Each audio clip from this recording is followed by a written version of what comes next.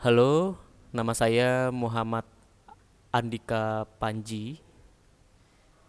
Panggilan isyaratnya seperti ini, Panji. Biasanya teman-teman memanggil saya Panji. Atau ada julukannya Panji Man, seperti itu. Apa yang membuat kamu memilih karir di bidang hukum? Kenapa saya mau meniti karir di dunia hukum? Karena saya ingin membantu dan mengayomi hak-hak tuli di seluruh Indonesia. Karena yang kita lihat data penduduk tuli di Indonesia ini sejumlah 2,5 juta. Dan pastinya di sana ada banyak sekali masalah dan kasus-kasus yang banyak seperti itu. Jadi saya berpikir bahwa saya ingin menjadi advokat advokat tuli untuk bisa mengayomi masyarakat tuli di seluruh Indonesia seperti itu. Bagaimana Anda mempelajari bahasa isyarat? Jadi ceritanya dulu pas sejak kecil saya diajarkan oleh ibu itu selalu menggunakan verbal gitu ya. Karena saya tidak bisa mendengar dan ibu saya selalu berkomunikasi dengan saya itu melalui tunjuk-tunjuk tunjuk-tunjuk barang seperti itu dan juga gestur. Selama 24 jam saya di rumah bersama ibu selalu berkomunikasinya seperti itu. Lalu masuk sekolah TK sampai SMA, saya di sekolah itu melakukan terapi wicara dan di sekolah saya memang tidak diperbolehkan untuk menggunakan bahasa isyarat pada saat itu. Di sana itu mempunyai visi dan misi untuk bisa eh, melatih anak-anak tuli berbicara verbal seperti itu. Dan lalu saya diajak oleh komunitas tuli untuk organisasi tuli. Saya dilibatkan di sana yang dinamakan Gerkatin, Gerkatin Kepemudaan Organisasi Tuli, dan di sana berkomunikasi menggunakan bahasa isyarat. Pertama kali saya terlibat di sana, saya bingung karena saya belum bisa berbahasa isyarat pada saat itu dan saya sering sekali miskom karena menggunakan verbal. Dan tahun 2017 saya pas masuk kuliah di waktu yang sama, saya di belajar bahasa isyarat pada saat itu. Dan ternyata eh, dengan adanya bahasa isyarat ini saya bisa menambah kemampuan saya, menambah skill saya gitu. Dan alhamdulillah sampai sekarang itu masih menggunakan komunikasi berbahasa isyarat. Karena bahasa isyarat ini eh, sangat penting untuk bisa berkomunikasi kepada masyarakat orang dengar dan orang tuli. Bagaimana cara Anda survive di dunia hukum yang notabene penuh debat, sidang, dan komunikasi verbal? Oke, untuk di dunia hukum sendiri perdebatan seperti itu dan saya memang eh, itu sangat membingungkan bagi saya waktu pas kuliah itu saya coba untuk praktek debat saya bingung untuk eh, dan saya meminta untuk di kampus saya disediakan juru bahasa isyarat karena itu hak saya sebagai mahasiswa di sana dan di sana saya ada akses juru bahasa isyarat untuk bisa eh, membantu saya berkomunikasi juga saya diberikan akses teks live transcript untuk saya bisa baca seperti itu. Jadi memang kadang-kadang akses teks ini live transcript ini memang kadang tidak sesuai dengan apa yang dibicarakan tapi saya memang lebih nyaman untuk eh, menggunakan juru bahasa isyarat tapi tergantung juga oleh juru bahasa isyarat tersebut apakah juru bahasa isyarat tersebut paham untuk dunia hukum atau tidak gitu. Jadi sebelum memulai debat saya bertemu terlebih dahulu dengan juru bahasa isyarat untuk berdiskusi apa hal yang ingin dibicarakan tentang dunia hukum seperti itu. Untuk di tempat peradilan sendiri tuli mempunyai hak untuk mendapatkan akses di tempat peradilan karena undang-undang undang PP PP nomor 39 tahun 2022 atau 2020 di sana dijelaskan akses dan fasilitas untuk peradilan seperti itu. Juga Undang-Undang Nomor 8 Tahun 2016 di sana dijelaskan ada hak akses informasi untuk tuli seperti itu. Bisakah Anda menceritakan satu kasus yang paling berkesan? Oke, sebenarnya ya saya pernah mendampingi sebuah kasus selagi waktu magang. Ada beberapa kasus tuli yang pernah saya dampingi. Kalau mendampingi klien tuli yang memang kliennya masih di bawah umur, masih belum mempunyai bahasa yang sempurna, yang bagus. Nah, karena saya pernah mempunyai kasus yang memang klien ini seorang anak tuli, dan di sana saya coba berkomunikasi menggunakan gestur, tulisan seperti itu, atau gambar-gambar yang memang ditunjuk gitu. Apakah ini benar pelakunya? Apakah benar kejadiannya seperti ini? Gitu.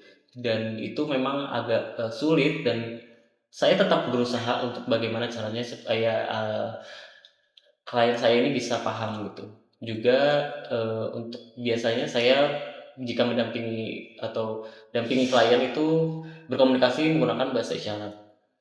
Kliennya pun tuli berisyarat dan saya berisyarat. Ketika klien tuli ini berisyarat, saya menuliskan sebuah kronologi yang memang diceritakan dari tuli tersebut, dan saya menunjukkan hasil tulisan saya, apakah ini sudah benar atau ceritanya sudah betul.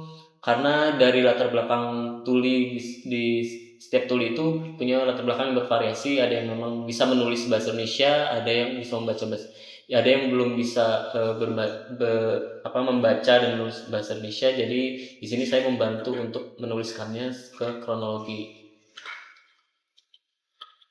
Dan juga waktu itu saya pernah di daerah Jawa Timur, saya mendampingi sebuah kasus di sana, dan itu isyaratnya berbeda dengan yang saya gunakan. Yang saya gunakan di Jakarta, tapi ketika saya bertemu dengan klien saya yang di Jawa Barat, memang agak kesulitan untuk berkomunikasi, dan saya didampingi juga dengan tuli lain yang memang tinggal di sana.